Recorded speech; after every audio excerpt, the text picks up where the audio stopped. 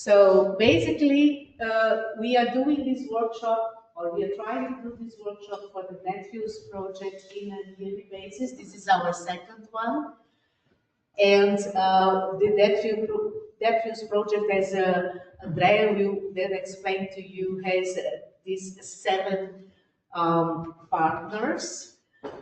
And we built up all the experience of last year when we did our first workshop, hosted by Leitat Technological near Barcelona. And it was, for us, really very nice experience, a lot of networking opportunity. So based on that, we organized this year. Of course, we, as a rich exploitation partner of project NetFuels, we are hosting the event. We are in Graz. But the event was organized by our coordinator, UNIBO, University of Bologna, and by the destination partner. So this two here on the second row, WRG from UK. Our agenda today is intense, but we will have time to have a break, to have coffee, and afterwards we will also have a buffet for relaxing a bit and talking to each other. Apart from the presentations that will show you the technologies used in the project by the project partners, at least from 3 of them, we also have the contributions from UNIBO Research, TU-Graz, University of Vienna, Leitat University of Girona, and Leitat. So we are extremely grateful to all this collaboration with you and to your participation and willingness to come to us and tell us about your projects. Thanks really very much. Their backgrounds. Thank you very much. Okay, I hope you hear me well. I will make an overview of the project, and then I will present all the partners of NetFuels. There are not so many, so I will not take too much time to do that. Fortunately, we are a small group of people which work quite well together. And this is a clear advantage for us. We make meetings every 6 months just to reinforce this collaboration, which with some of you is lasting since very many years. So this is NetFuels in a nutshell. What we do is to take residues, let's say biological residues, process into a thermochemical reactor, which produces a liquid, then a solid part, which is we call biochar, and a gas, which is very rich in hydrogen. The hydrogen will be taken out from the gas, and the rest will be sent to an oxy-fuel combustion, which means you use just pure oxygen for that. The heat is returned to the thermochemical reactor to heat it, and then the CO2, which is produced in oxy-fuel combustion, is sent to a stuff we call bio-electrochemical methanation, which is a power to methane system to get methane out of it and oxygen to the oxy-fuel combustion. Here we produce hydrogen and oxygen, and the hydrogen is used for methane. All of it is powered by renewable energies to keep CO2 emission at a minimum. So we start from here. The feedstock handling is done by Fraunhofer. Handling means that you have to get the feedstock, you have to dry it, put it in a form which is good for the electrochemical process, so pelletization, let's say. The thermocatalytic reforming is also part of the contribution of Fraunhofer, who has a patent on it. This is a Auger screw reactor where the biomass enters. It is heated up at about 500 to 700 degrees. Then you have a catalytic phase using the biochar just to have a good crude oil and a hydrogen-rich syngas. Ithaca and the University of Bologna, they do the handling of the biochar. The carbon negativity of the whole process is guaranteed by the fact that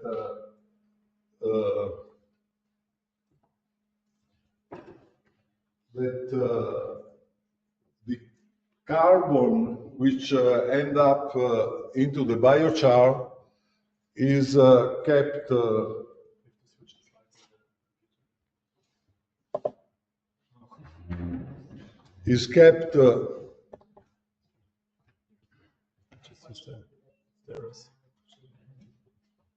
no, but it's a pointer which does. Okay, now it's working again.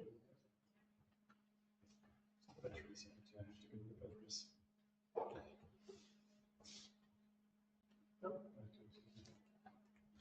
Sorry. So the TCR char is handled by Ithaca and UNIBO for having as a goal to certify the carbon sequestration capability of the biochar once you put it into the soil. The oxy-fuel combustion and the heating of the TCR is handled by Slesian University and Fraunhofer, while the bio-electrochemical methanation is the contribution of Leitat to the project. And this is a critical part because you can make methane out of CO2 without using catalyzers, so using bacteria, which does the work, which means that you have much less burden on the environment, which you have if you do the classical catalyzers. And then the Slesian University and UNIBO, they will analyze the system from the point of view of environmental impacts and also impacts on the society and the economic system, the future economic system of Europe. So if you introduce a new element in the economy, you have very many different effects, and we are going to study how these effects will change the picture of Europe. Business development is part of the rich contribution to the project, is the exploitation phase.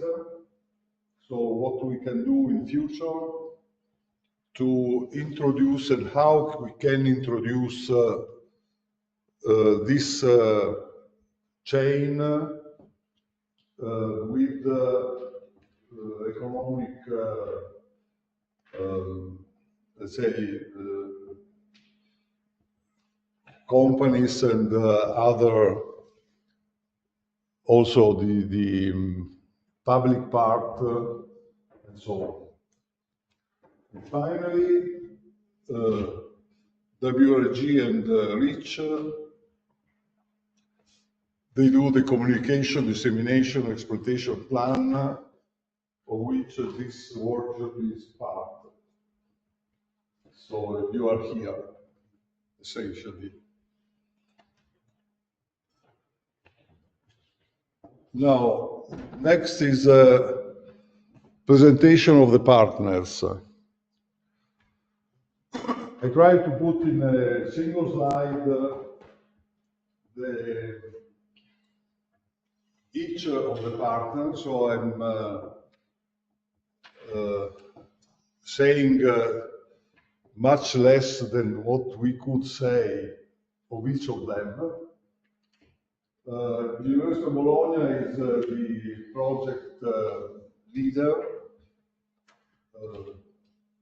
I'm from the University of Bologna, in particular through a group of people who deals with the development of innovative materials, the emission reduction analysis, we make open innovation, and obviously being a university, also training and education. So we run PhD programs and so on. University of Bologna, I think at present there are more than 150 European projects running, out of which 1/3 is coordinated by the university.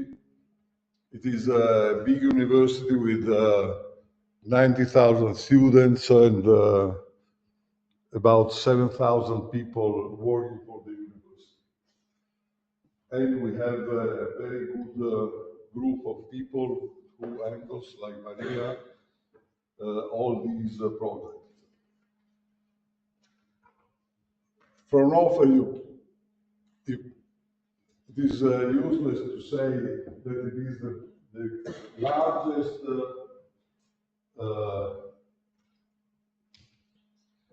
let's say, industrial research organization in the world. We started as the University of Bologna to work with them in 2013. So we have a large knowledge of each other. And this is the institute with which we collaborate. It's called UMSICHT, and the branch is Super-Rosenberg near Nuremberg. They deal with energy and raw materials in general. They innovate both in plant technology, biological process engineering, and recycling management, just to convert biogenic and other residues into products, which are mainly linked to energy, but not only, because they also collaborate with the waste management municipalities and countries to handle waste of every kind. Leitat is also a big institute with very many subjects. We work with one of these groups, which deals with bio-electrochemical methanation, but the Leitat purpose is to manage innovation. So they also have several departments which deals with several different subjects, and they are one of the most advanced institutions in Spain. Next is Polytechnical University, Technology University Silesian. We work, they also have very different departments. We work with the Climate and Environmental Protection Department, and in particular with the Laboratory of Combustion and Gasification of Fuels. They are doing the numerical calculations for the oxy-fuel combustion, and also the modeling of the thermochemical process.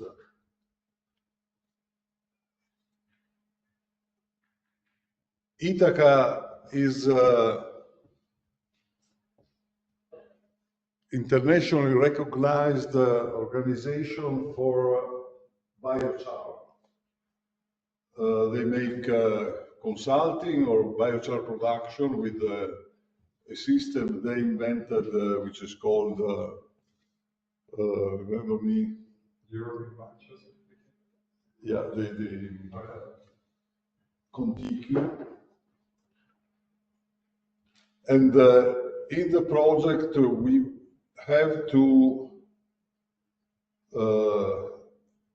end up with the analysis and the certifications of the biochar. I don't know why this is not the last version of my file, anyhow. Finally, least but not last, which is a company which supports research and development, and in the Net Fuels project, they occupy essentially of impact and innovation assessment, intellectual property, dissemination, and exploitation. And really, finally, WRG is a business company which make two different branches. We work with WRG Europe, which support our project as for outreach and communication services. So I think that I run a bit out of time, but I think... Thanks very much.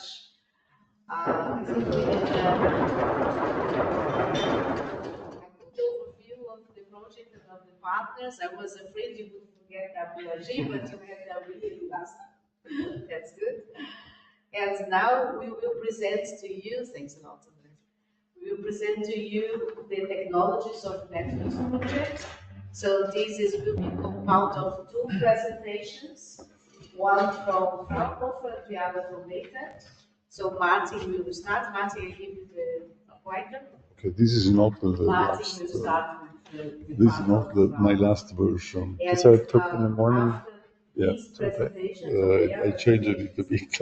Okay, sorry. So if you want to... This part of the project before we break to a coffee break and then carry on with the stakeholders presentation. Okay? Yeah, Fatima, thank you very much. As Fatima mentioned, I will take a little bit time to, although Andrea already presented Fraunhofer, I will say a few words to Fraunhofer. Then I will try to put into perspective why we need carbon capture, storage, utilization, or carbon dioxide removal.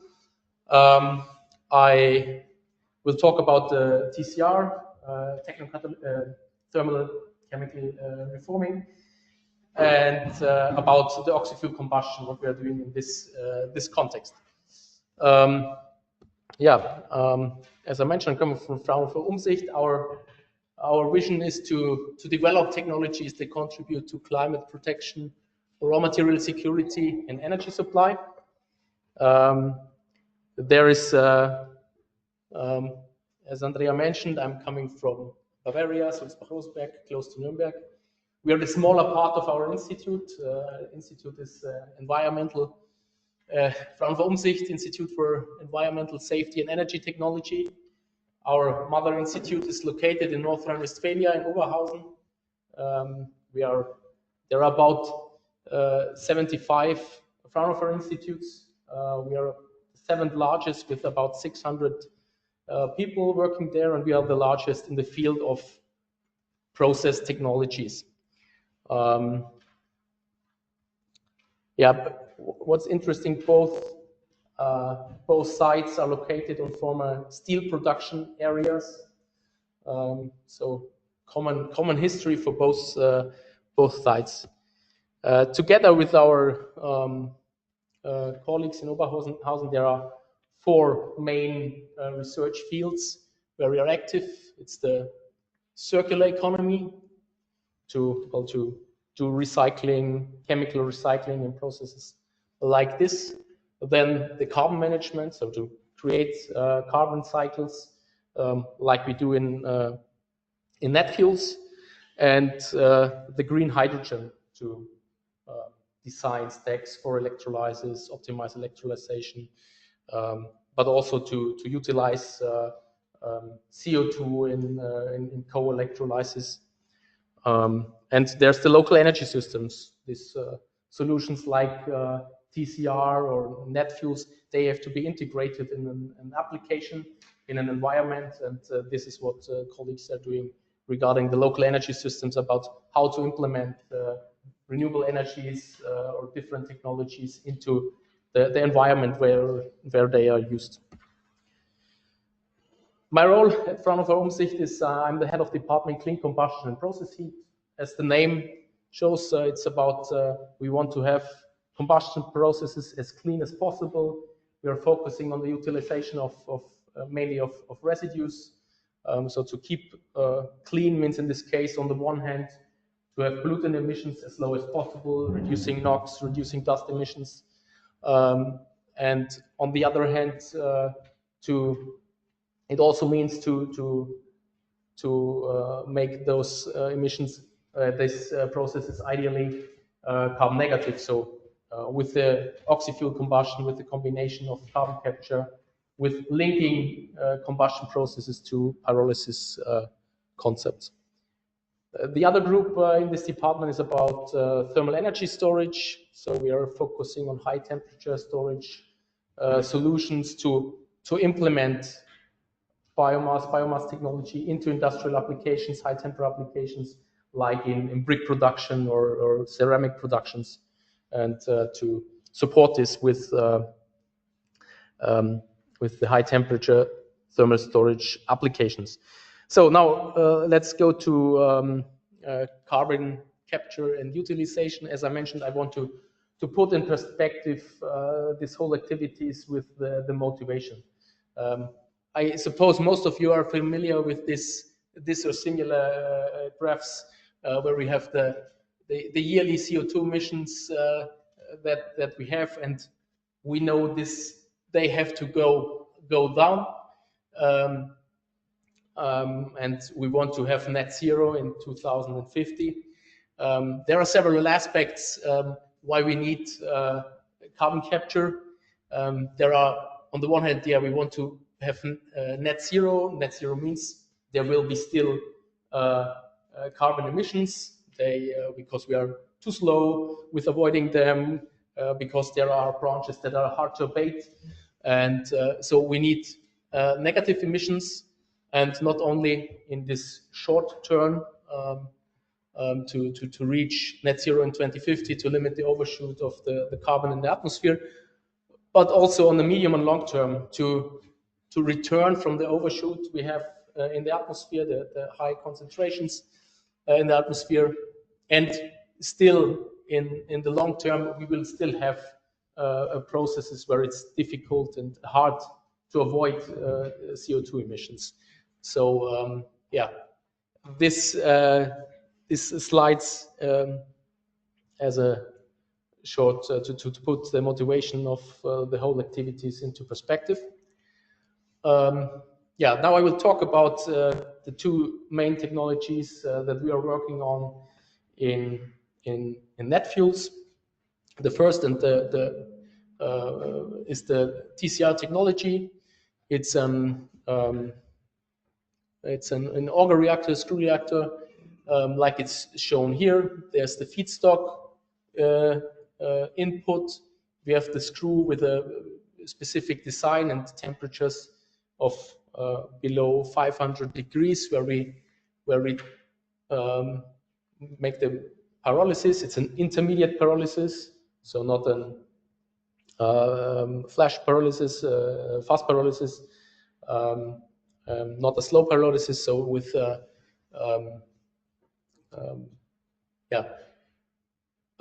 producing three different products: the carbonisate, the syngas, and the oil. Important step is the catalytic reforming. So it's a two-stage process where on the first we have the pyrolysis going on, then we have this post-reformer unit where the quality, on the one hand there's a higher temperature applied in this post-reformer, so we increase on the one hand the quality of the syngas, but also of the biochar, to make sure it's tar-free or with not much tar. And yeah, then the condensation of the gas is done. On the one hand, getting the TCR oil and the syngas, which we later use in oxy-combustion. To give you an idea about the distribution of the products, regarding the energy balance, it's typically 1/3 of the energy is in the gas, 1/3 in the oil, 1/3 in the char. For sure, this depends on how we operate TCR. It depends on what kind of fuel we are using. In this case, with the large biochar containing, this is an example with sewage sludge, which was also the focus on the main project where we demonstrated and scaled up TCR technologies. Yeah, the oil, there's for sure the phase of the oil. It's containing also the water from the condensation. This has to be separated. Yeah, and yeah, the feedstocks, that's one of the most important characteristics of TCR. It's a very fuel flexible system. We have tested more than 90 different biogenic waste and different waste materials within the system. So yeah, what are biogenic residues? This is something that may be difficult to get what it actually is. So here's some examples. It can be spent grains, paper residues from the paper production, spent grains from breweries, for example, sewage sludge, residues from agriculture like straw, yeah, leaves. So quite a lot of different materials. What are the limitations of the technology? One is it doesn't have to be powder, because this would block the post-reformer unit, would increase the pressure drop of the system, and create problems with the heat transfer. And it has to be rather dry, so below 20% of water. So for most biogenic residues, we need some pre-treatment regarding the heat, regarding the water content, and depending on what kind of fuel is used, pelletization, for example, if it's yeah, depending on the fuel. Okay.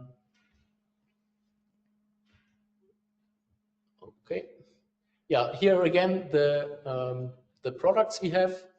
So now focus on the oil. So we have the biogenic residue, we get the TCR char, we get the TCR oil, and we get the gas. As the TCR oil is thermally stable, it can be treated with further process steps.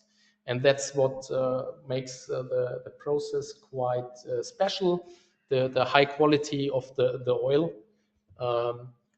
So what we did is to, we have this TCR oil, which can be compared to maybe some crude oil, which can be treated with hydrogen, with hydrotreatment, hydrothermal deoxygenation, to reduce and remove nitrogen, sulfur, oxygen, and then later make distillation to get a diesel fraction, for example. Yeah, this is this hydrotreatment. As I described, we use hydrogen at a high pressure and a catalyst to remove nitrogen, sulfur, oxygen to get this hydrotreated oil. Yeah, here's some within the project oxy-fuel. Is what we could show is that we used sewage sludge, and we can use the sewage sludge, produce oil, and get a fuel that is that fits to the standards of fossil fuel for diesel, for gasoline. So yeah, maybe this doesn't only work in the lab scale, but we had this this project oxy-fuel that I mentioned before. We had a 500 kilograms per hour reactor where we used sewage sludge. This is then the auger reactor here, the post reformer. Here's the gas treatment. In this system, we removed the hydrogen, which was later then used for the hydrodeoxygenation, the treatment of the oil to produce diesel. And this was in the end tested in some cars where they made a tour in Europe to demonstrate the possibilities to show the quality of the fuel. Yeah, now I move on to the second key technology we are working on at Fraunhofer. That's the oxy-combustion, to use the gas we have from the TCR process. This is the unit we have on site. It's a 50 kilowatt flux burner, so it's a flameless combustion system that is quite flexible also regarding the fuel quality, to be able to work on different gases, with the biogas and the pyrolysis gas. What we are doing is we are using for the oxygen combustion, or the oxy-combustion. The key problem is to control the temperature, because if you would use 100% oxygen, temperature would rise very high. So what we are doing, on the one hand, we are recirculating CO2 to control the temperature. And on the other hand, we are using water injection to control the temperature and to control the combustion process itself. Yeah, maybe one step back. Why is the oxy-combustion interesting? If you're burning with pure oxygen, you don't have nitrogen in there, or ideally no or less nitrogen. So you get a flue gas that consists of ideally of CO2 and water, and you condense the water, which is rather simple, and have a high concentration of CO2. Yeah, and that's more or less the integration like we have in the NetFuels project. We have the TCR, where we are producing the pyrolysis gas. We have the gas treatment afterwards to be able to operate flexible in our system and to use the gas in the PSA, where we are separating the oxygen. And we have the oxy-fuel combustion in there. Yeah.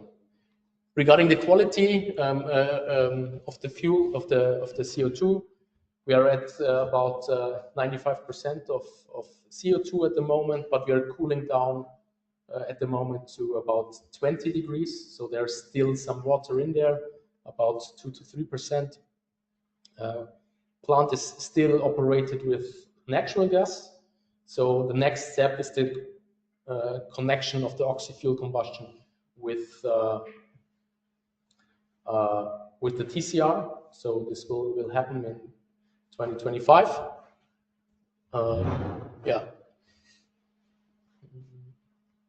Yeah, and then maybe some other oxy-fuel activity that's not relevant for NetFuels, but I wanted to show here. We are offering also a grate combustion with a moving crate, which is right now transferred to oxy-fuel operation. The idea is here mainly to what can be done with larger scale biomass burners or the waste to energy plants. Are there possibilities to increase the efficiency of carbon capture with synergies from electrolysis? And it's a 440 kilowatts system. We are right now transferring to the oxy combustion system. It's also it's a great combustion system where you can use different fuels like wood chips, residues, or RDF, so refuse derived fuels. Yeah, so that's maybe the introduction about PCR on the one hand, oxy-fuel combustion on the other hand. And yeah, thank you for your attention. Thanks very much, Martin. The questions we will do after Simone's Okay. presentation. Okay?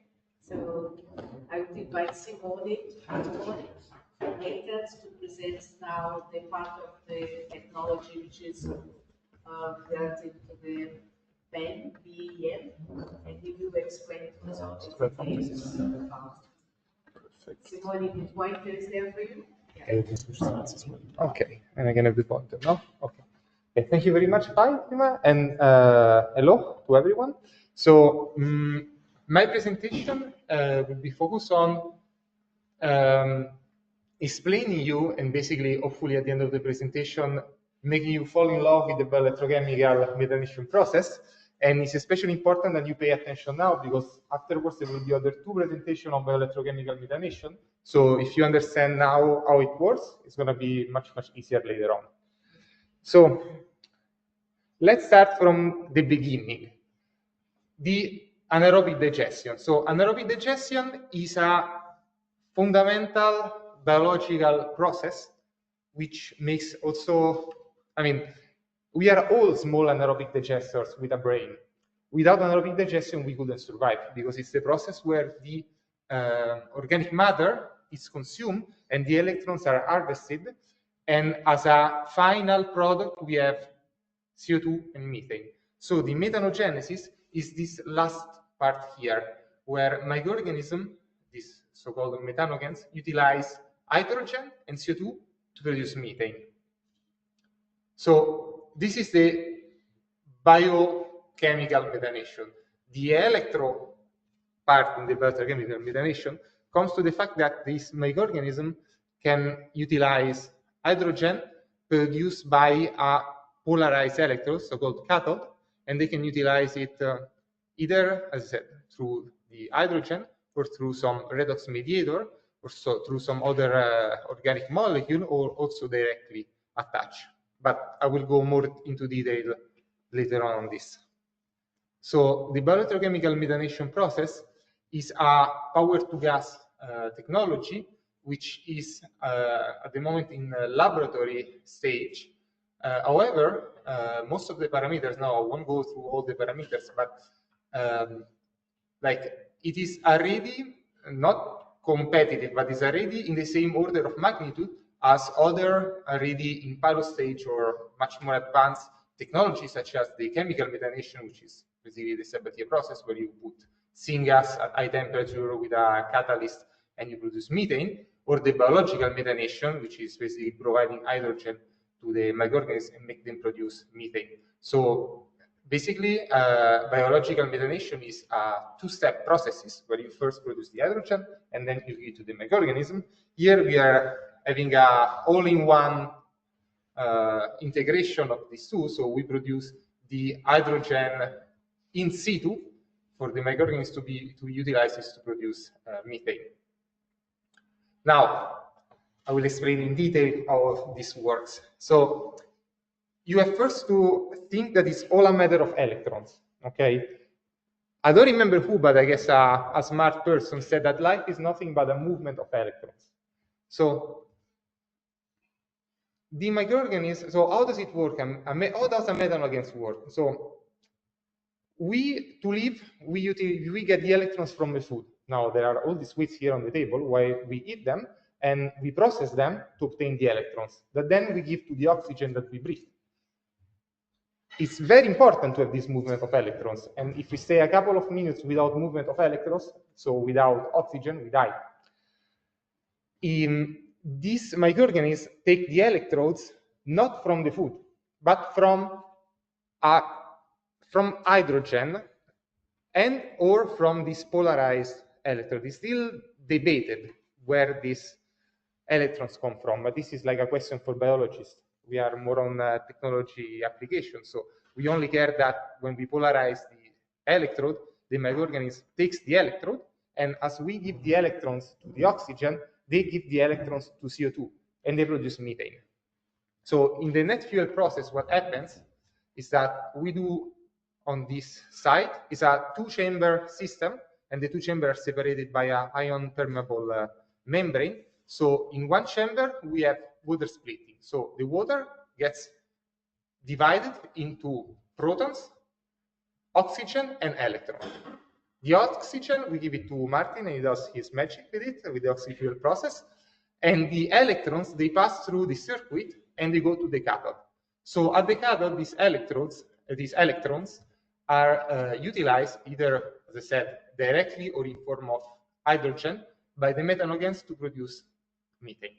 So this is basically, simply put, how this process works. So in the net fuels, we are trying to scale up this process to move it to the laboratory bench, which you see here, to a pilot scale, I call it a reactor, but it's a pilot scale unit, where we aim at reducing 50 liters per day of CO2. That seems little, but it's actually a lot for the stage of the technology. Here you can see the laboratory setup, which I built with Maria. And here you can see like a scheme of the laboratory setup, how does it work. This is just to give you like some hint on the stage of the technology and give you some pictures so you can remember better my word, but I won't go too much into details because there are two more presentations which will explain much better the detail of this. So what you could be asking now is like, okay, cool, I understood how it works, what can we get out of it? So we can get out of it methane at very high methane content. So here we are up to more than 90% of methane purity. The process is still under optimization, as you can see. At the beginning is very little methane, then we increase it. Here then some, of course, in life, shit happens, as they say, and the amount of methane goes down, but the process is very resilient and recover, and we can obtain, as I said, up to 70–90% of methane purity if everything goes well, which usually doesn't. But And at the other side, we produce oxygen with a very high purity, usually 80%, but as you can see, we can also increase up to 90 and more %. So already in laboratory stage, as I said, we are capable of reaching very high performances in the system. This is why I like it very much, because it's very promising. So what we are achieving now with this technology is to produce up to 0.51 liter of methane per liter of reactor per day, with an electricity to methane efficiency to 40 to 60%. The energy consumed per liter of methane is 52 watt-hours per liter, which is comparable to the process I mentioned before, the Sabatier process and the biological methanation, which are in the same range. They're like, of course, less, it's like 20, 30. But it's notable to see how a laboratory system, which usually works very bad compared to bioscale, is already like, it's behind, but it's running fast. So the Sabatier and the biological methanation are looking behind, and they see the bioelectrochemical methanation getting closer and closer and closer. And what I hope to achieve with my work is to surpass them, and yeah, with a power density in the range of kilowatt-hours per cubic meter.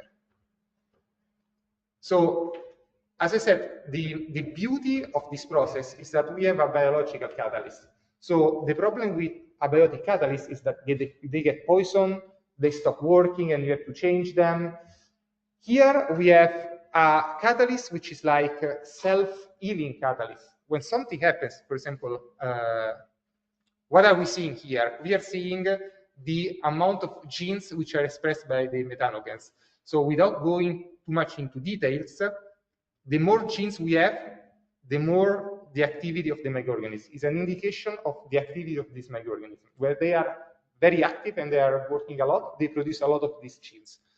So as you can see, when we start, they immediately start to increase the gene number. And then when pH goes down, voltage fluctuation, process perturbation, which are very common in industrial settings, happens, they get unhappy, they go down with the gene expression, but as soon as we reestablish the condition they like, they jump up and they can even get better than before. So the beauty of the bioelectrochemistry is that the microorganisms are such resilient, strong life form, indestructible alien, as our coordinator defined them, that can really be resilient in real operation conditions.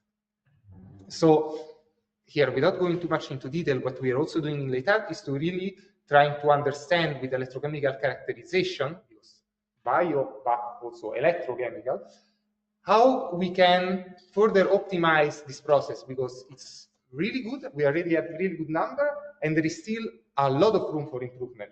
So it's also a technology which has less than 20 years, while the Sabatier process has like 200 years. So there is a lot of room for improvement. So stay tuned, because who knows in 20 years where we will be, maybe probably in commercial pilot stage. So this is the net fuels process, okay? But another strength of this is that it's very adaptable to different conditions, because there are not only microorganisms which can transform CO2 to methane, but there are also microorganisms which can harness energy from wastewater and produce electricity. So as I mentioned before, we breathe the oxygen, it's our electron acceptor, but there are microorganisms which breathe metals or conductive surfaces. They don't need to breathe, they just touch the electrode and they give the electrons. So they eat organics as we do, but they have less sophisticated taste, so they like industrial wastewater with organic content. They heat this, they produce a treated wastewater, and they give the electrons to these conductive surfaces. Then the electrons are transferred to the cathode, and we produce methane. What is this? And this especially will be optimized in the FLC process, which will be presented by Eduard later on. But what can we do with this technology? With this technology, we can transform wastewater treatment plants in biorefineries. We can take a waste and we can make a product with added value. But what is the counter altar? What is the downside of this bioanode? So It's true, you can work with much less voltage required because this biological electrochemical oxidation, it's much easier than water splitting. Water splitting is very energy intensive. But the problem is that you need an organic substrate, which is not the case, for example, in net fuels, because the PCR, they use organic substrate, so we only have CO2. So this is applicable only when you have CO2 and a wastewater, as for example, brewery. And the other part is that bioanodes are a bit less resilient than abiotic anodes. So the biocatalysts works wonderfully, but the bioanodes are a little bit more delicate than abiotic anodes. But still, like in this preliminary project that was recently completed, we could show that this system, so the bioelectrochemical methanation plus the bioanodes, could successfully remove up to 90% of organic loading of a wastewater at a low cell voltage, which is 0.7 volts. For comparison, in the net fuels, we are at 3.5 volts. And we recover the electrons with an high current density in form of methane.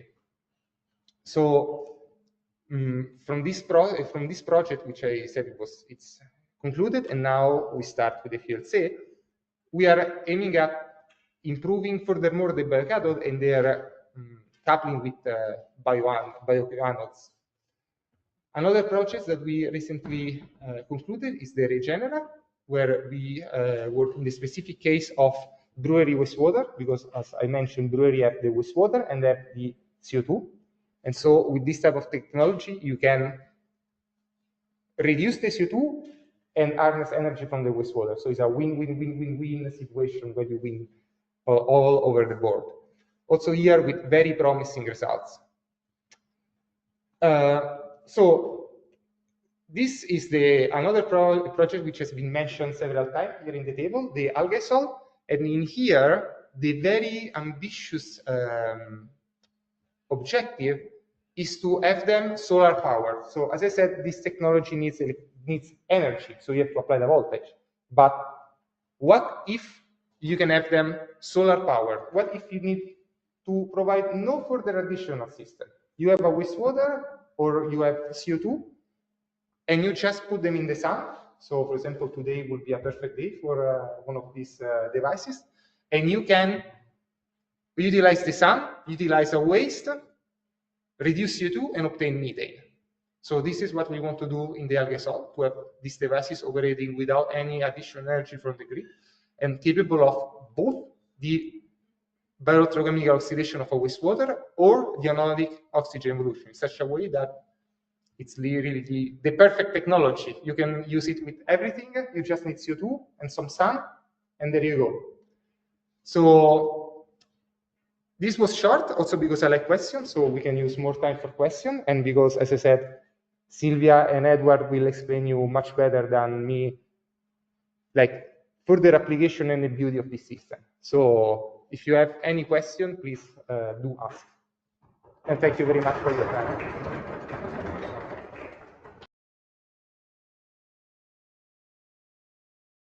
The first presenter is from UNIBO Research in Graz, from the Leitat Institute.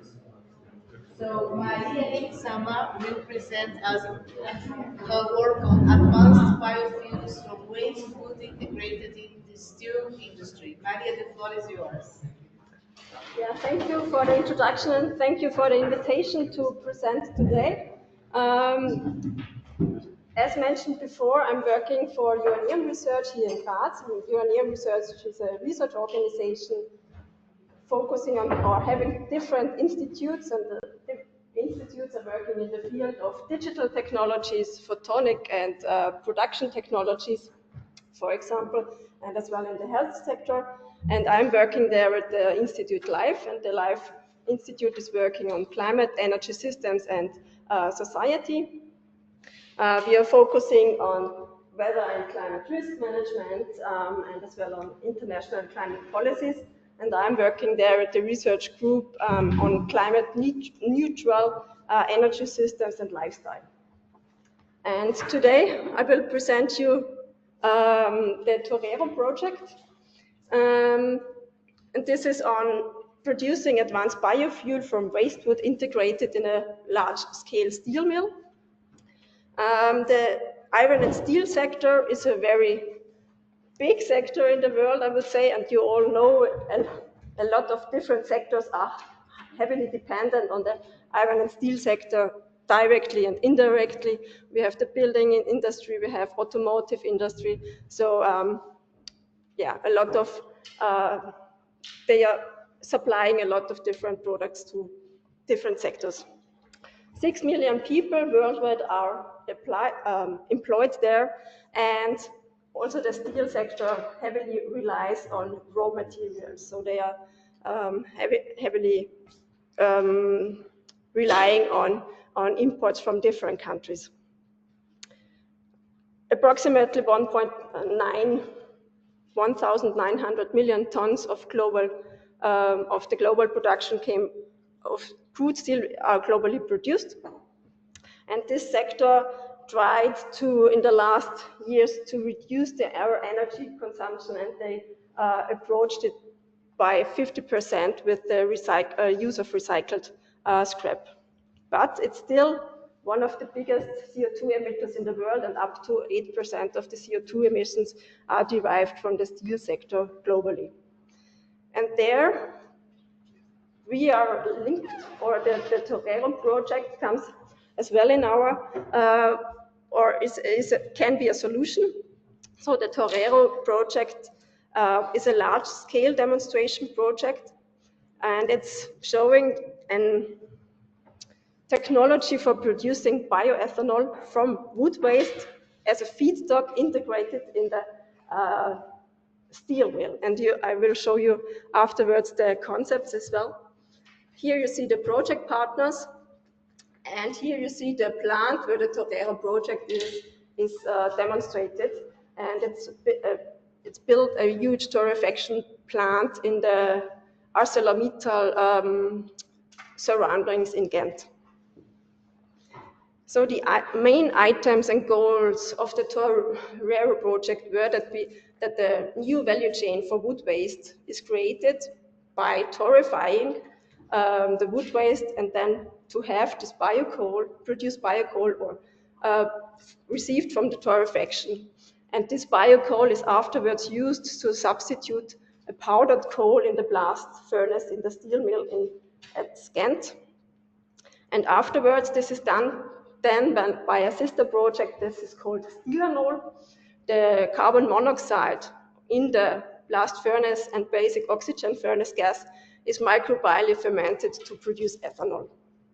And with this system, the aim is to reduce the costs. The aim is to reduce greenhouse gas emissions, to create jobs, and as well, these concepts can be further integrated or replicated in other steel mills as well. Here I have some information about this biocoal demonstrator concept. So the waste wood is torrefied in this torrefaction plant. The temperature is between 250 to 320 degrees with absence of oxygen. And with this pre-treatment, moisture and volatiles are removed. The aim was to use 80,000 tons of wood waste, and with this amount, 50,000 tons of biocoal per year should be produced. And this biocoal is then used to substitute approximately 5% of coal in the blast furnace in the steel mill in Ghent. I have here another picture of how it is integrated. So the waste wood is collected and biocoal is produced. It is then used for the blast furnace. The waste wood, the actual use of the waste wood is a combustion. So it's providing heat and electricity, which is done not any longer there. And after the blast furnace, the ethanol is produced, and the ethanol can be used as a chemical, or a huge part will go in the fuel sector. So from our side, from UNIBO research side and other research partners, we focused on the sustainability of the whole life cycle of this process. Chalmers University in Sweden made the economic assessment, and we made the life cycle assessment, and together with the Karl Franzens University here in Graz, we focused more on the social aspects, and we did social life, or we tried to make a social life cycle assessment. For us, it was important to compare the new value chain with the actual situation. And there I will show you now a picture how we are looking on the system. It will pop up, it will not stay like this. So you will see on the green side the Torero, the new system, and on the gray side, the old system. Both systems will provide the same service, raw steel, transportation service by the ethanol, and as well the electricity and heat. We have on both sides, we need different raw materials. Here I have written the examples, the ore and the coal. Both are used in the blast furnace to get to the products. And as this, oh sorry, I was too fast, sorry. And the blast furnace gas and basic oxygen furnace gas is used in a CHP plant to produce electricity and heat. The coal are two different injections, the pulverized coal injection, and it's used as well as a coke. And as mentioned before, part of the pulverized coal is substituted with the bio-coal from the torrefaction process. Therefore, we have here the application of the waste wood in the blast furnace gas. Furthermore, part of the gas stream is then used in the ethanol plant to provide the transportation service. But as mentioned before, the waste wood is actually also combusted and used, so it's not late, there was a use, so we need to include as well here that it's used already, and we need to think about how this lacking of electricity and heat from this waste wood can be solved as well or integrated in the Torero system, and therefore we included the process, the natural gas system. So this system we used for the life cycle assessment and as well for the social life cycle assessment, and I will now talk a bit about the social life cycle assessment. Therefore, we used the method from the UNIBO initiative, how it is possible to measure different social impacts. The first step was, or the important step was, to identify so-called social hotspots.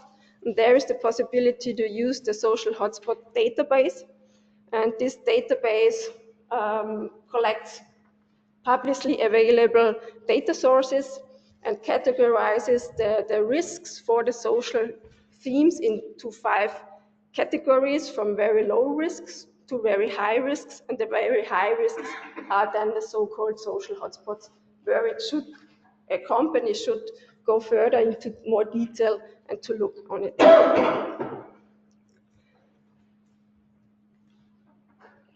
This is a long list of the categories and the social themes where the social hotspot database gives information. So they are looking on labor rights and decent work, on health and safety aspects, on human rights, governments, and as well on the community sector. And I will not read all the indicators there, but just you have it then in the presentation, you can have a look in it.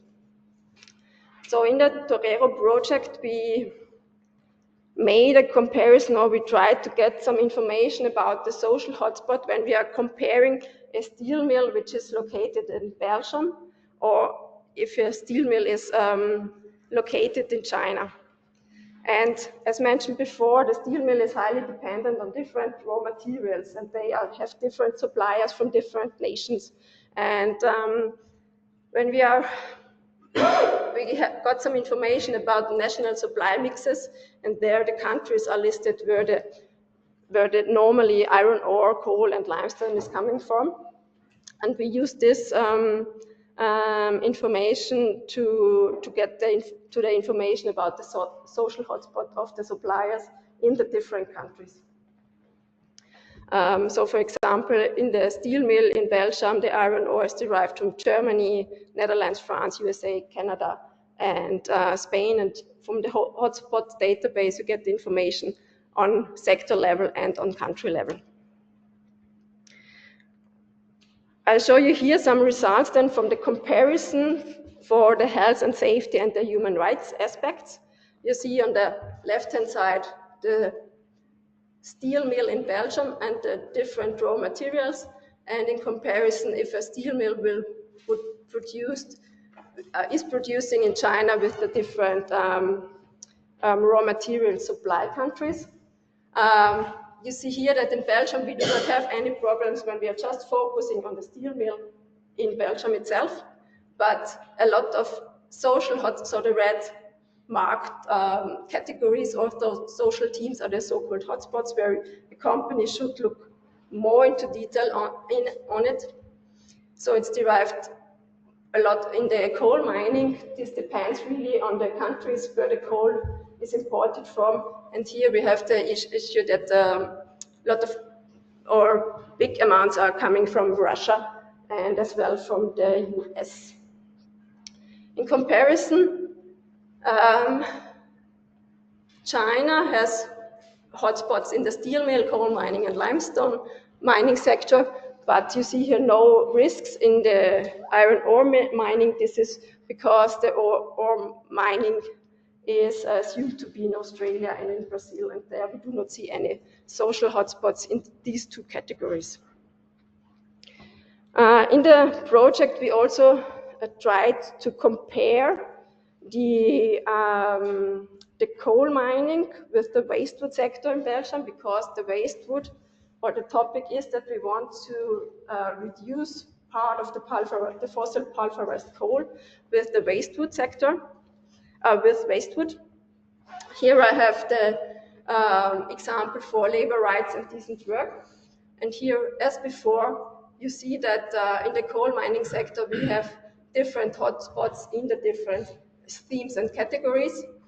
If we would collect all the wastewood in Belgium, there will be no, or actually, there are no risks. But as we need to substitute the electricity and the heat which is produced from the wastewood, actually, we need to include as well here, as mentioned before, that in future maybe the electricity and heat is produced with a natural gas combustion. And then we get as well, for the case study from Belgium, that we also have different hotspots, social hotspots, where the company should look at it and should maybe think about what can be done there. There is one publication made from colleagues of mine. This is the social impact of this in the steel industry compared in Belgium, China, and the United States. If you are interested in, just have a look on this publication. So now I'm at the end of my talk from my conclusions. So it's very important that we are integrating also the actual system or the reference system, what happens with the biomass or with the wastewood actually, and not only focusing on the new production chain, but also if the new material substitutes another, is substituted in another context. And for the social impacts, they are really highly dependent where the production happens. So if countries, or we see that actually the market is changing a lot with different developments within the countries, so it's need to be actualized when the supplying countries are changing. But this social hotspot assessment is a first step to identify some indicators where it's wise to have a further and deeper look at. So thank you for listening. Thank you very much.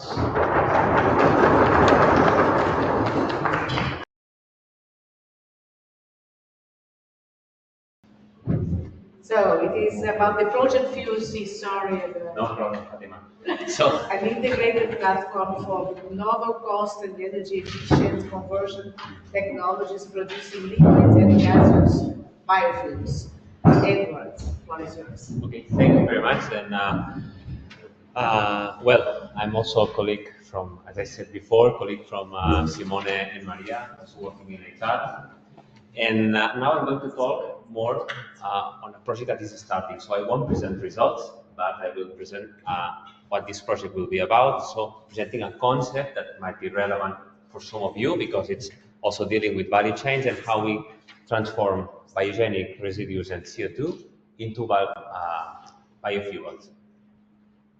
So this is an European funded project. It works. Well, it seems not working.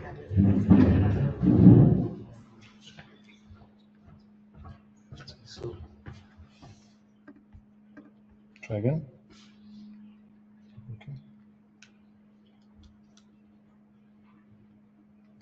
no problem. I can use the keyboard. So no problem for that. So The pointer works. now it works. The pointer works, but okay, for the next presenter, you will go there. So just structure first a little bit of general information on the project. Then I will show you the concept, but just in a nutshell. And then we will go through the objectives so you can have an idea of the technical activities that we will develop during the project, and then the methodology and how we are going to implement it. And then we will finalize with the technical role that we have later, that it's quite related to the activities that we are doing in the NetFuels project. So basically, who we are. So we are a consortium of partners that we responded together to a European call. In this case, it was a call that asked for a project that transformed biogenic wastes and CO2 into biofuels that could be used for transportation, but with a particular vision. So we needed to transform these fuels into electricity for different transport modes.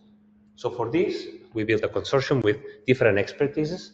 So people with expertise on electrochemistry, on gasification, on market exploitation, communication and dissemination, and techno-economical analysis, and also people experts on biofuels markets. So with all this expertise, we try to respond to this topic, and the project started last June. So it's, let's say, in the first steps of the project. So this is the concept that we developed. So we are taking as process inputs biogenic residues, also renewable energies. We have two different routes for transforming these feedstocks into the fuels. So we are targeting 4 different fuels. I will later on explain you how we envisage this transformation. At the end, we can use these fuels for 2 different transport modes. And this all is accompanied by a set of tools that can help us in digitalizing, also making the different analysis, and even considering different use cases for that. So I will later on go more into detail on this.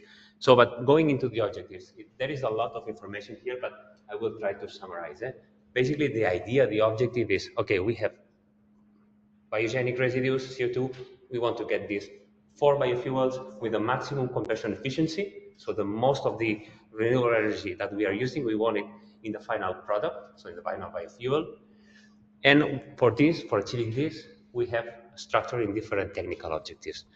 The first technological objectives that relate to the pillar number 2 are related to the non-biodegradable biogenic residues. For its transformation, we envisage a gasification. So the particularity here is that we want to explore feedstocks that are complex. So, and here some of you have more experience than myself. So feedstocks that are complicated to transform, and the idea is to produce a syngas that is suitable for its posterior transformation into the fuels, right? One of the transformations that we will do is electrocatalysis. So we will convert this CO2 and the syngas coming from the gasification into formic acid with high efficiency and with a lifetime duration quite high compared to the conventional state of the art. Also, on the other hand, our colleagues from the University of Girona, Silvia's group, will take care of the bioelectroconversion of CO2 into ethanol, also going to higher selectivities, higher production rates compared to the current state of the art. If we go to the, let's say, biodegradable route, we will start with an anaerobic digestion, but not with a conventional anaerobic digestion. So we will go to a topic related to what Simone already told in his presentation. So we will put electrodes inside the digester to steer the production and increase the production compared to the conventional anaerobic digestion process. And for the upgrading of this biogas, we will go for the electromethanogenesis reactor. So the know-how that Simone told you, we will use part of this know-how for the purification of this biogas. And you know that in anaerobic digestion we have the gas fraction, but also liquid fraction. So we will also, from the digestate part, the liquid digestate, we will take the nitrogen, so to finally use it as a hydrogen carrier. So we will recover the nitrogen in the form of ammonia in a solid solvent. For the pillar 4, we will work on the validation of these fuels. So what we envisage is to directly use these fuels with no need for, let's say, purification. So directly use them in solid oxide fuel cells for the maritime transport and direct liquid fuel cells for road transport. And the idea is to benchmark with the conventional combustion engines in terms of GHG emissions and other pollutants emissions. And this part is also important to us. So we will develop a set of different tools to assess how we transform the feedstock into the fuels.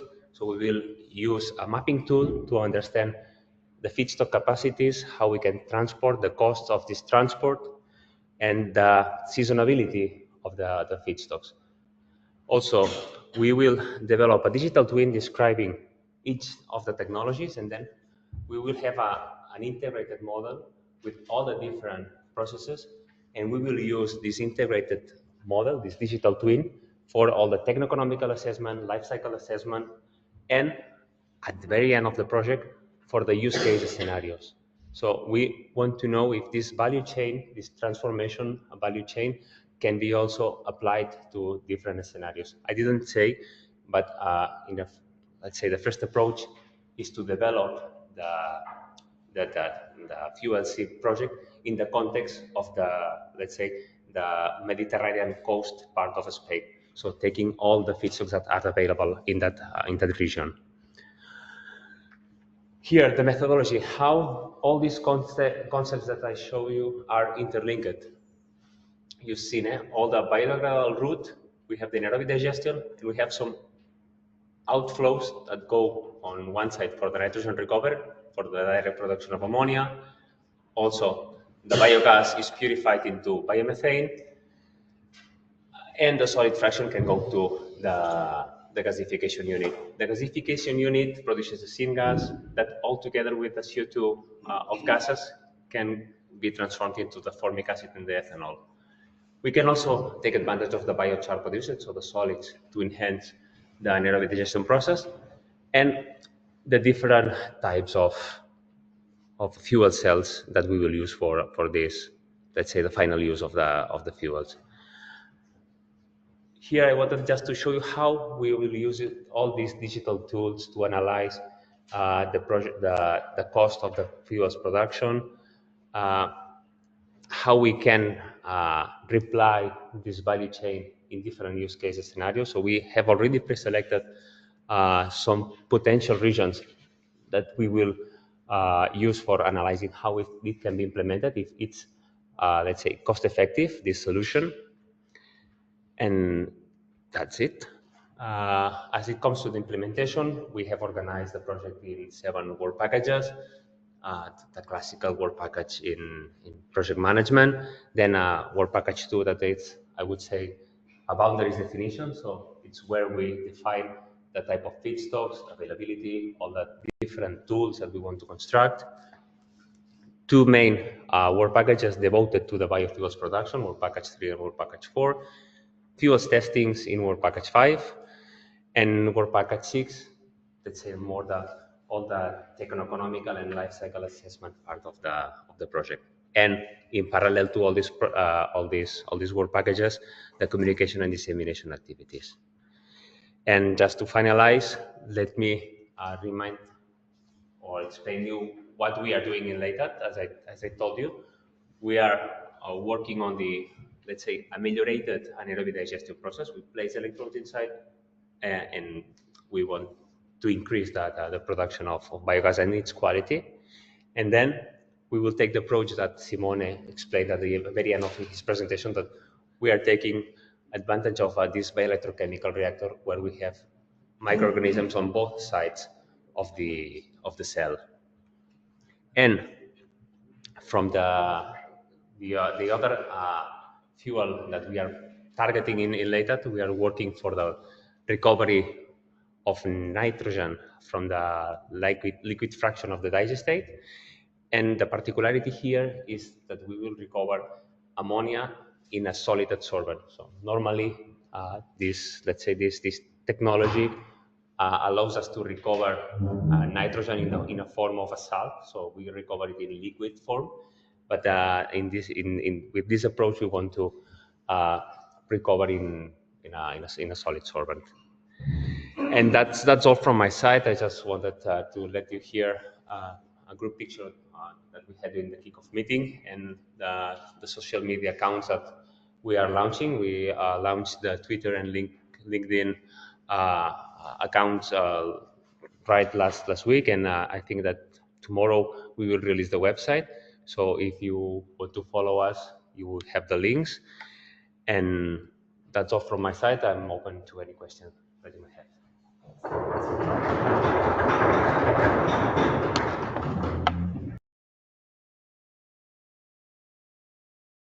Well, thank you. I don't have a special project to present. It's more on our relevant research activities we try to identify.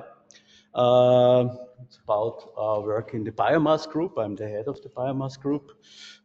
In other words, the group Sustainable, Clean and Bioenergy Systems. A few words on one slide on the background on our institute. So our institute, Thermal Engineering, is embedded in the TU-Graz. A few key numbers, easy to remember: 12,000 students, 1,200 PhD students, and 1,200 academic employees. The head of the institute is Professor Hohenauer.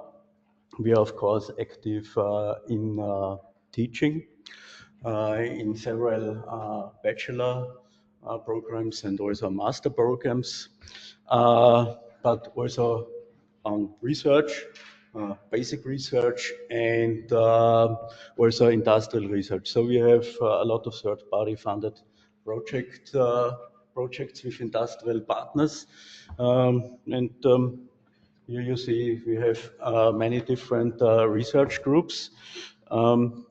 And so that's the main structure. So the one group is the energy efficient buildings.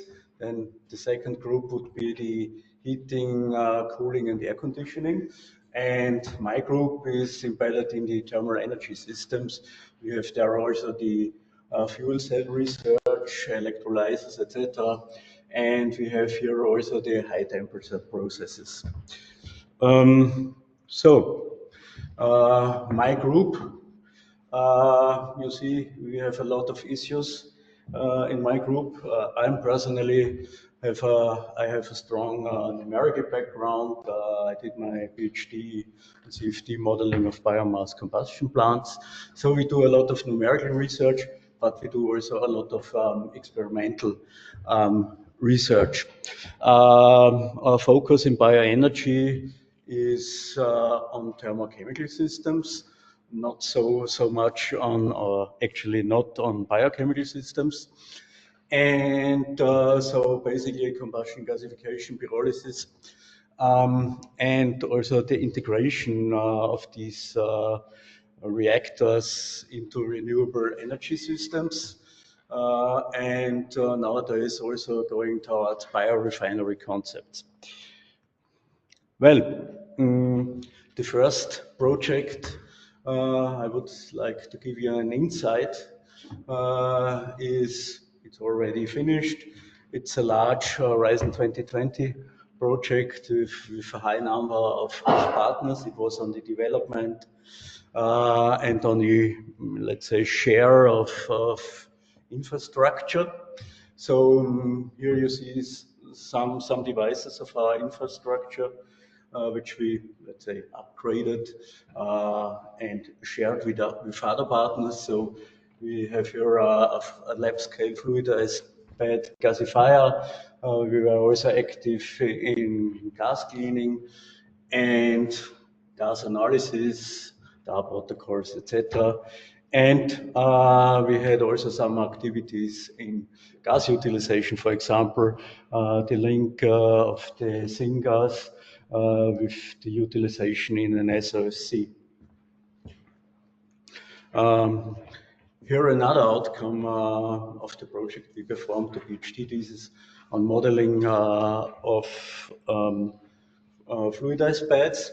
So this is the well-known dual fluidized bed gasification system with gasifier reactor and the combustor. And here you see some selected results. So it's actually a multi-scale modeling. We have the kinetics, we have the particle scale where we did simulations of also the transport processes in the particle. And then we coupled it with CFD, with the fluid mechanics. You see here, for example, particle movement. Particle is biomass plus sand in the fluidized bed. And you see also here the conversion of the biomass particles and the following gas phase reaction. Another example, so this is an past Aeronet bioenergy project. It was on the development of a novel biomass gasification-based system for the production of heat, electricity, and cold. The syngas comes from several different gasifiers from our partners from Austria, Poland, and Sweden. Then we have a gas conditioning, and of course then the utilization in the SOFC. So we were mainly active here in identification of the process requirements for different fuels, feedstocks, agricultural residues, etc. And for an SOFC, you have you have much higher requirements in gas cleaning than in a combustion engine. And of course, then the test for different syngas qualities of the SOFC. And then another partner did a system analysis of this system.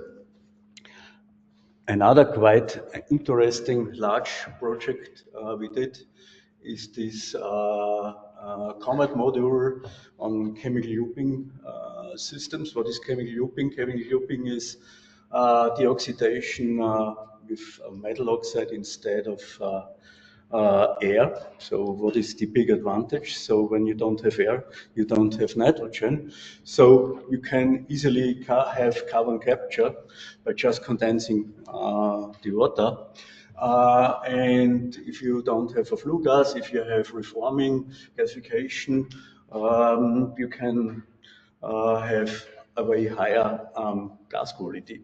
There are different systems here. You see, we were active in, so this was mainly, the project was headed by the Biomass Competence Center BESS.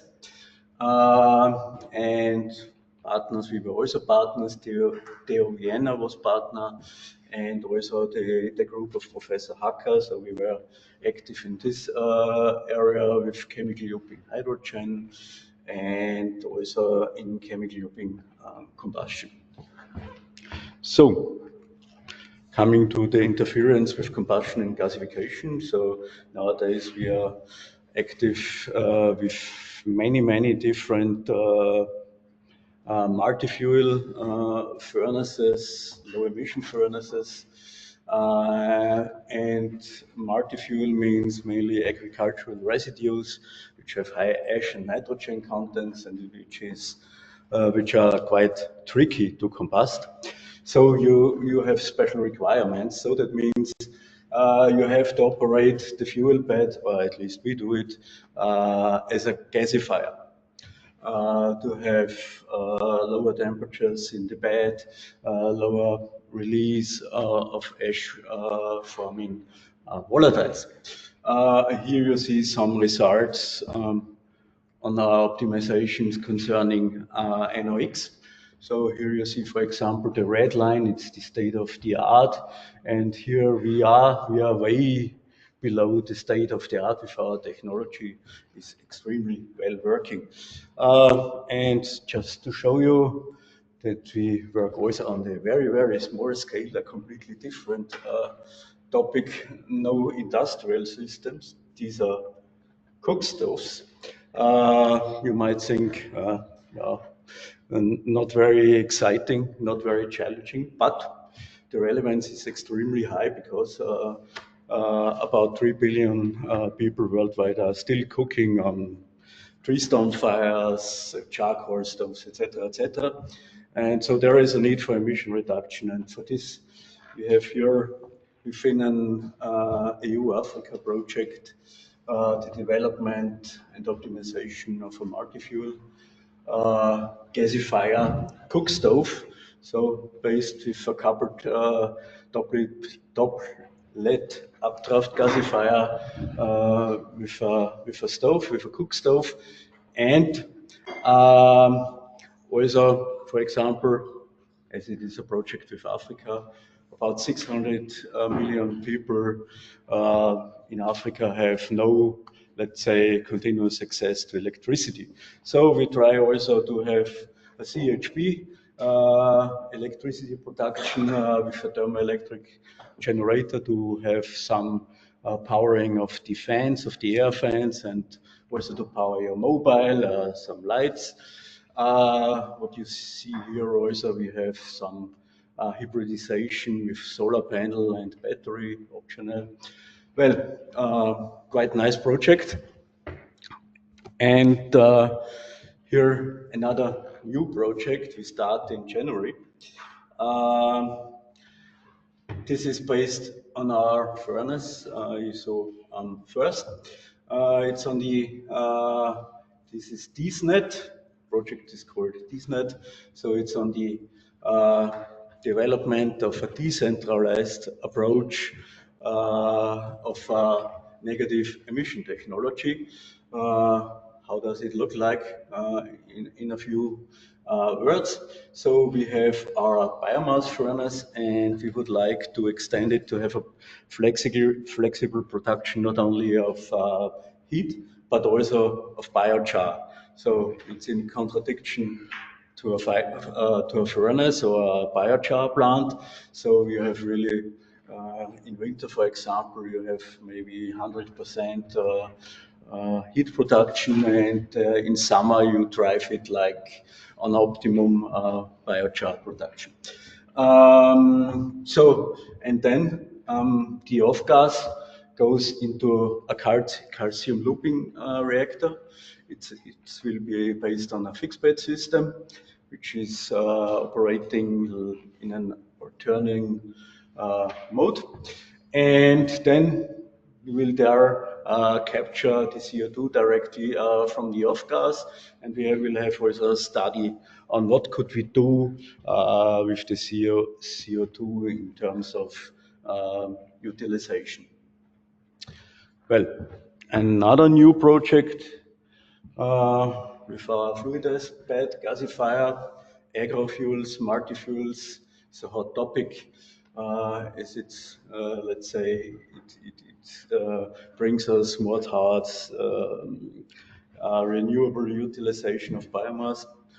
And so we will elaborate the gasification of different agricultural residues, and also to use the biochar. We had already done some first tests in another project with sewage sludge, the biochar, to use it as catalyst for tar cracking.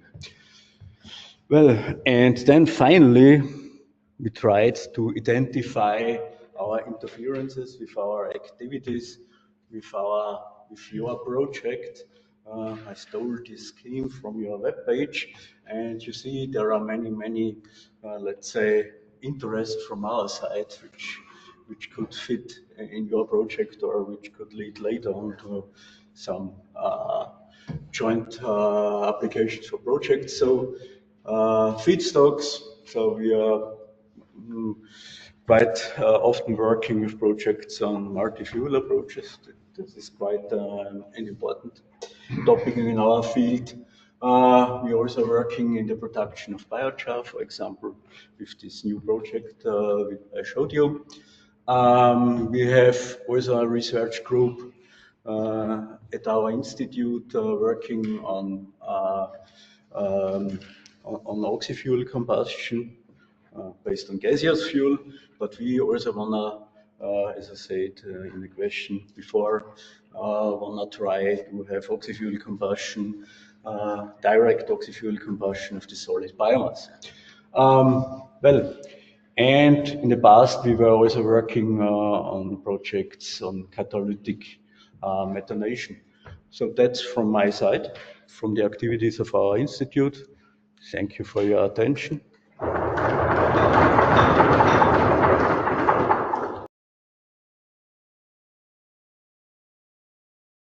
And she will present to us maybe the recent project about synergizing indoor carbon dioxide capture with microbial electromethanogenesis. Okay. About the descent project. So, hello everyone. It's so nice to be here. Thank you again for inviting me. And well, again, we have another presentation about bioelectrochemical systems for methane production. Well, the aim of the descent project is mitigate carbon emissions. So, in line with all the other presentation within this framework, we identified methane as an excellent green fuel and as a potential technology for green CO2 carbon capture and utilization. So the innovative thing about this project is that we chose as a substrate for CO2 the CO2 captured from indoor environments, which is potentially a very good substrate because classrooms and other environments get charged with CO2. And well, right now we've been here quite a few hours, so this room will be perfect for applying this technology because classrooms, offices, building have higher values of CO2 concentration, usually after long hours, than the threshold recommended, which is more or less 1,000, 1,500 ppms. So it's a potential and unexplored source of renewable carbon. So we cause this CO2 emission from human metabolism. They can be caused also, obviously, other sources of CO2 could be the engines or outdoor air infiltration due to the transportation sector. And as I said before, we have if we have better indoor air quality, we can have develop more disease, or, for example, the rationale of this project, it's an heritage of the COVID period. So in that moment, clearing the air, the CO2 content in the air felt also a very important issue. Also, we feel more tired at this time, and that's also a contribution of the CO2 we emit. So again, let's switch back to microbial electromethanogenesis. As scientists, we should decide how to call this technology, because there is a bit of confusion also between each other. But as we introduced, we have before, as Simone did perfectly, we have the hydrogen formation and methane formation in our cathode, and a counter reaction at our anode, in this case, water splitting. So with 2 electrodes, mineral medium, and electricity, we can produce methane from CO2.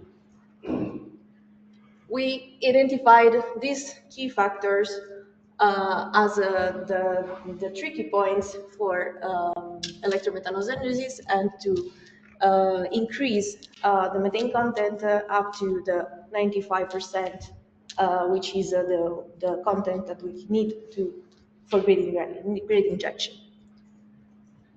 Finally, we can introduce the DSET concept. So the idea is a portable unit in which, we install it in an indoor environment, in a classroom, in an office, or public transportation, and from that indoor quality air, and people said, we clean the air from the exit CO2 and produce something that can be used for heating or for fabric fuel. How do we do that? We do that with 2 steps. The first step is a microconcentrator module, which is for the capture of the CO2. And then this module is connected to a bioelectrochemical system. All of this, it's in a portable unit. I developed mostly the second part, while the first part was developed from a former colleague of mine, which presented the last year. Yeah. Exactly, him. Yeah. If you remember Luis, if you were at the previous NetFuel meeting, stakeholder meeting, my colleague presented in detail the CO2 microconcentration capture unit, because it was also connected to one other project he was doing within his Marie Curie, the Microbial project. And he developed the first part, the absorption-desorption processes, and I was in charge of the second one. So let's move to the part I had fun with. So I developed, we bought these commercial electrolyzers, and we decided to not design ourselves the reactors, and to use something that was already optimized for hydrogen production. It's a sandwich, let's say, of many layers. It's very small cell. It's just 10 square centimeters of cathode. And we decided to adapt the operation of this reactor to the operation to the coupling with the previous unit. So the idea is to use solar energy surpluses. That's why we introduced power cuts and the different periods of sunlight, potential sunlight. So we can have a source, an extra storage of energy in a different form. And then we tried to couple with previously captured indoor air. So I go quickly. So these were the rationale of the steps, the multi-steps we did. And the secondary task is to automatize this process and to develop both prototypes and then validate them in real environments. Okay, this is a lot of data, so I go block by block. First of all, we had a startup phase with a 20 amperes per square meter. And well, we kind of managed to reduce the startup phase from inoculation to the operation, to the real operation of the time. You consider 30 days as the startup phase, but we already had 80% of methane in the composition from only CO2 after 3 days. And we managed to, in this phase, achieve a production rate of broadly 50 liters per square meter per day. The electricity consumption is quite low, 29.1 kilowatt per hour per normal cubic meter, and we achieved a economic efficiency, which is how well we are transferring our electrodes, of broadly 100%.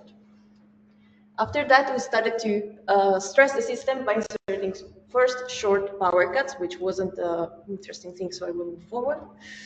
And then longer power cuts to mimic solar radiation and consequent feeding of electricity to our system. In this case, we can say that the electricity consumption more or less was maintained the same, but our economic efficiency was lower because we were producing, unfortunately, less methane because we didn't have enough hydrogen.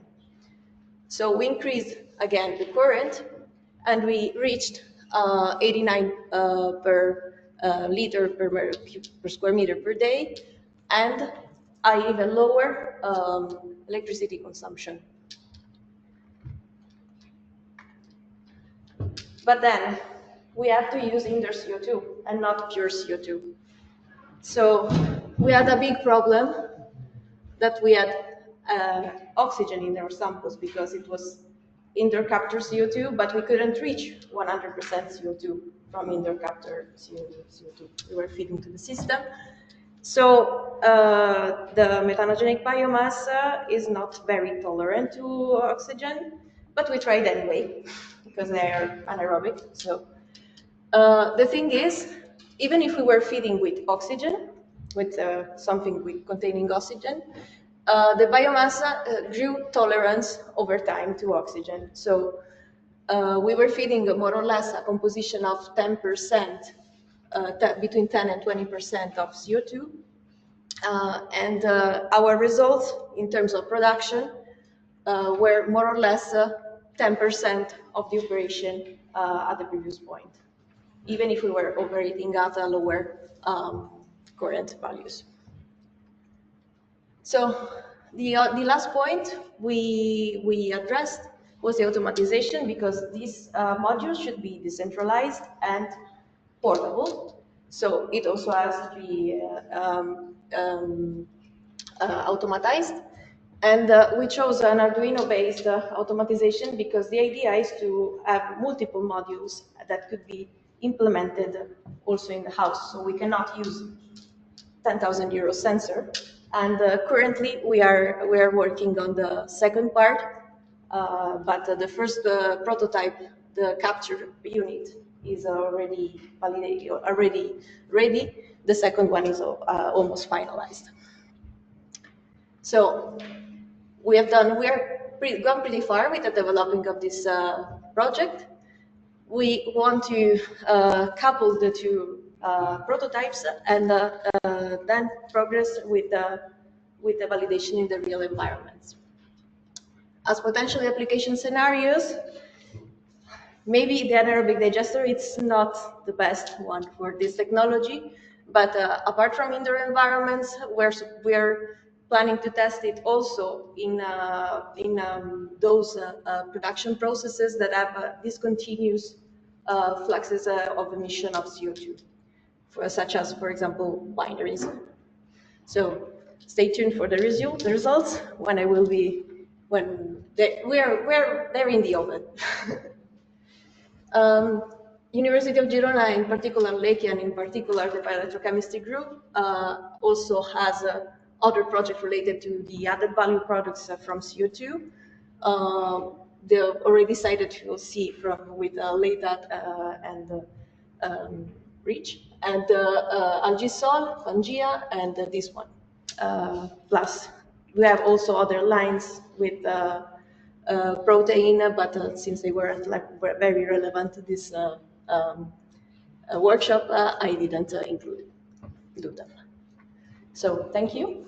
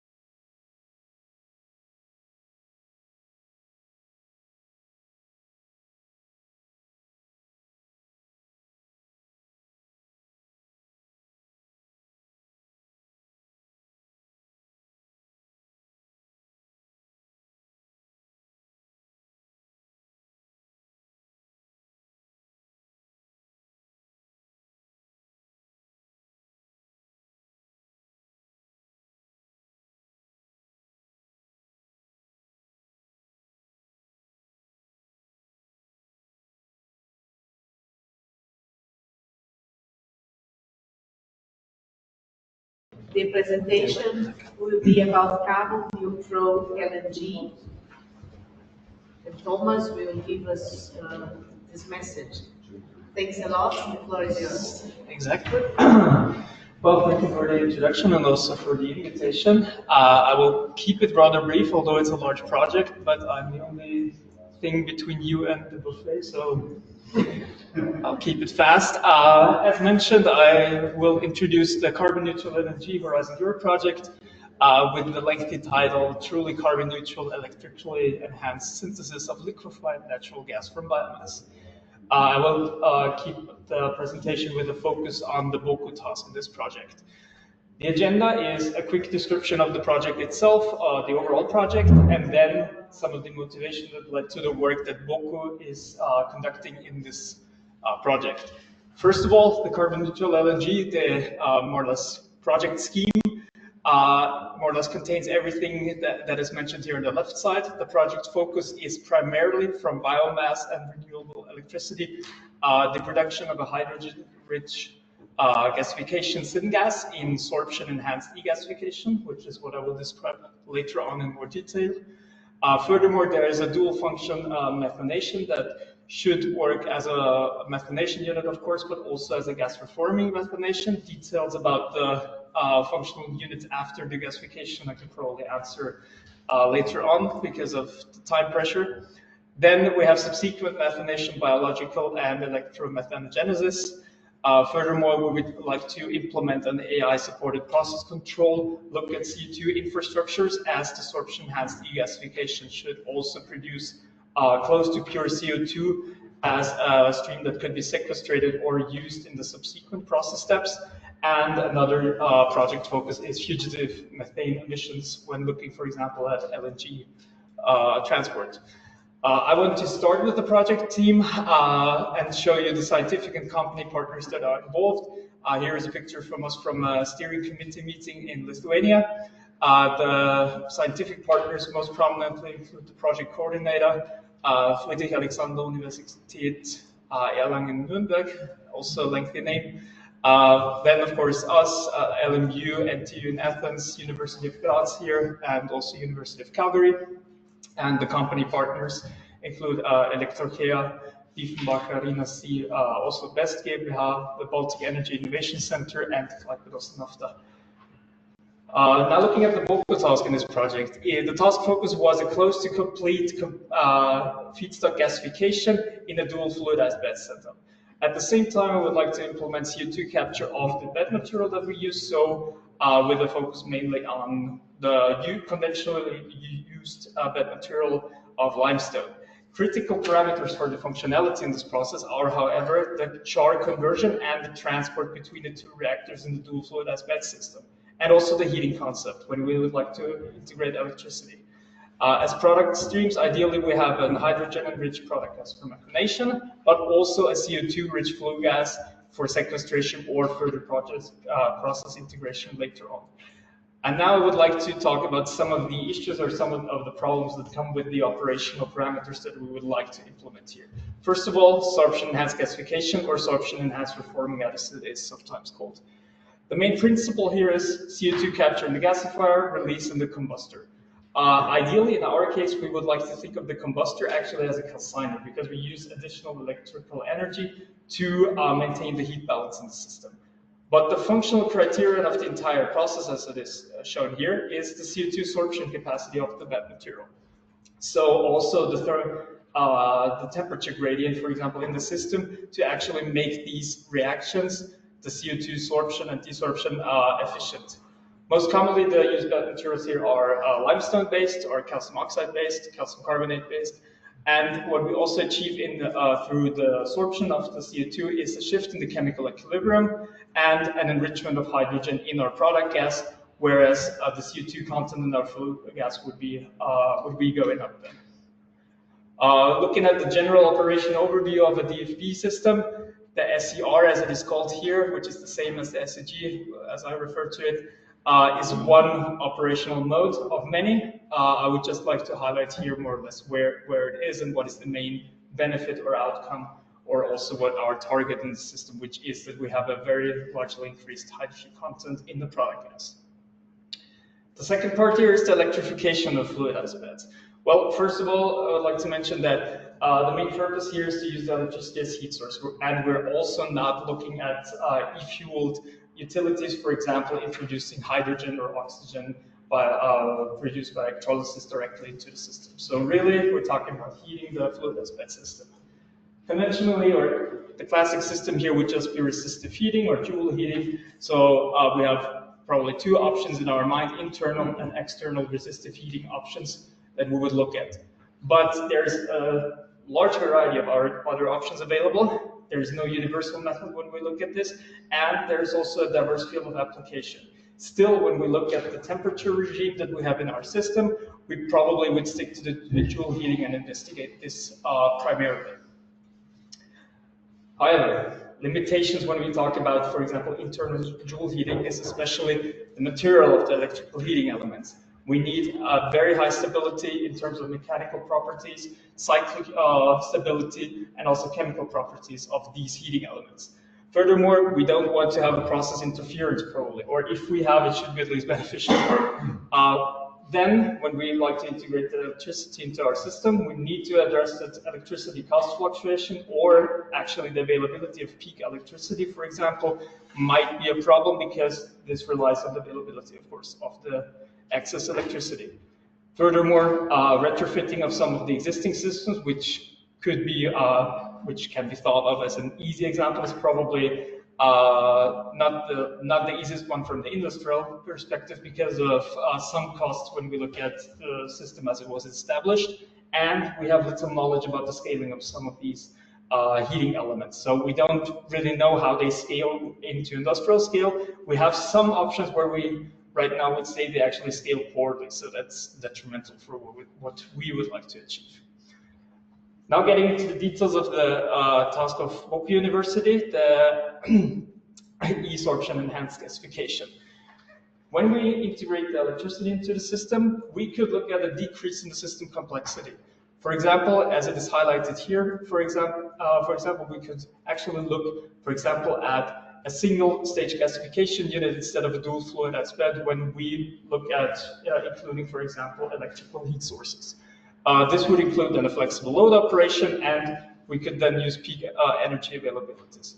But we could also increase the system complexity. It is only highlighted here schematically by, for example, having still the decoupled system and a dual fluidized bed system, and then additionally, for example, sequestrating or generating actually a CO2-rich flue gas stream. But this would probably require additional reactor units. And since we're a university and we like the challenge of multi-reactor systems, this is where we ended up. 2 new reactors more or less added to the system, which is the segregator and the converter. In terms of functionality, segregation has to be applied to separate char and net material, primarily when the mixture exits the gasifier. And then we have a converter where we have a high temperature gasification, because one problem with the normal sorption enhanced gasification is the low temperature in the gasification unit. For this purpose, we constructed the cold flow model because additional reactor units and additional complexity should probably be verified in terms of fluid dynamics first. And there was also a patent filed for a multi-fluidized bed reactor concept for this electrically driven sorption enhanced gasification process. Schematically, you can see it here. This relies mostly on the electrification of 2 of the reactor units that I integrated here, the converter and this combustion reactor, which mainly operates as a calciner in this case. Furthermore, of course, we also would like to look at electrification concepts. Primary question here is what type of heating elements, what kind of materials, what kind of geometry. Here we look at the schematics from a single stage or a stationary fluidized bed, where we have the evaluation, where we'd like to conduct the evaluation of the converter unit in a first step, of course, with the easiest heating option, which is the shell, and the second step, then mounting of internal heating rods with different geometries from the bottom. Concluding remarks to what I just said are, well, first of all, I hope you have a picture of what the carbon neutral LNG project is. The main project focus is production of bio-LNG via dual fluidized bed and methanation processing, and mainly the design of novel conversion processes, looking at those 2. So for the dual fluidized bed, or for the fluidized bed in general, and for the methanation. Looking at the vocal task in this project, we have promising initial results regarding the fluid dynamics from the cold flow modeling. We also investigate at the same time the electrical heating and do the engineering of actually a hot reactor unit, and the reactor concept and the functionality based on what we have developed from process simulation and from cold flow modeling has been patented over the last year. And this is where I'd like to thank you and hope it wasn't too long. Now we know you were running, but it was very clear. Comments, please, Andrea? Did you test microwave heating, or did you consider it is a possibility? In the initial stage, no, and we ourselves have not tested it. We have looked at the option. Looked at the options. Also, for example, looking at heating concepts that are non-contact, which go this direction, but not so far. We don't have a set of design parameters for this.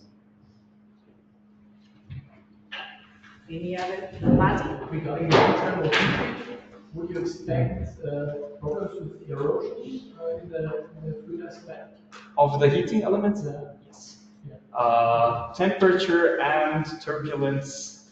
Well, temperature and turbulence are critical factors for conversion of feedstocks or fuels. They are as well for the erosion of heating elements.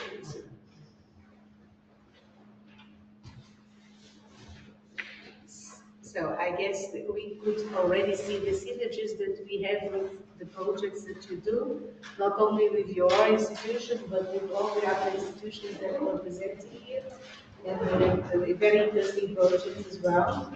We will keep this in mind. I hope you also keep NetFuels in mind for collaboration, further collaboration. We are still halfway to the end of this project, and in the end of this project, we will for sure restart another project to pilot this work that we're doing now. So there is still a lot of story to tell, and we hope to keep in contact with all of you.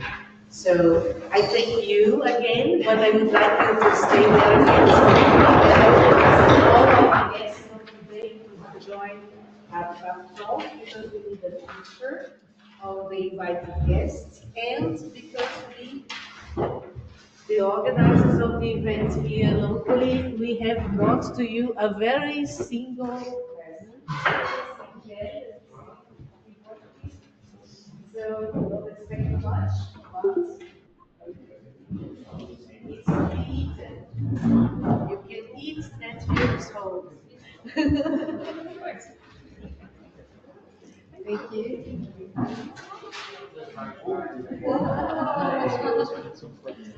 So now please stay together for the picture with the right. Yeah, can we change? Can we change this to the? Not that we don't want to promote Biofuel, but.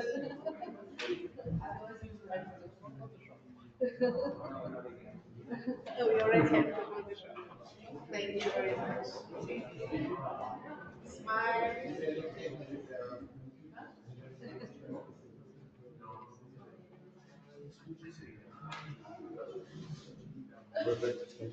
Thank you. Thank you very much. Yes, I also want to thank the online participants for being with us all this time. And we are now going to start the buffet and networking, which unfortunately you cannot join. But next time.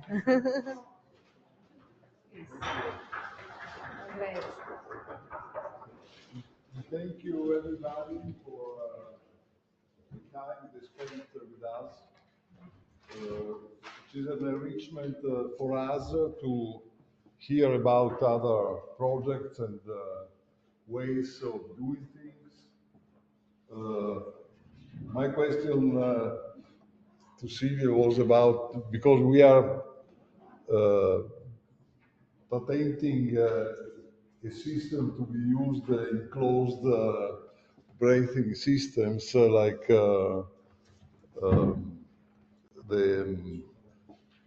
hyperbaric chambers or something like that.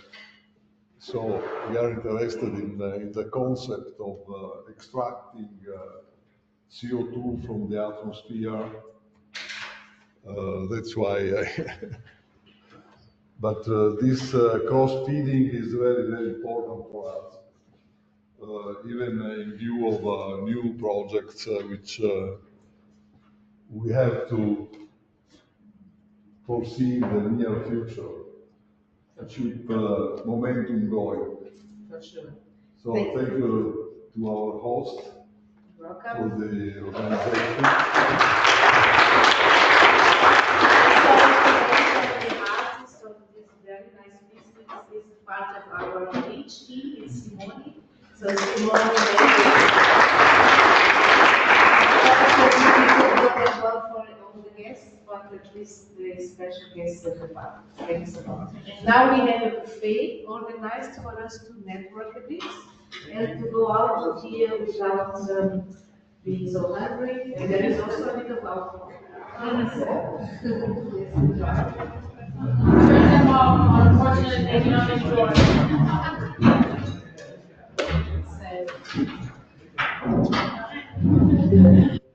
Bye. How do you? Gabriel, so we stop the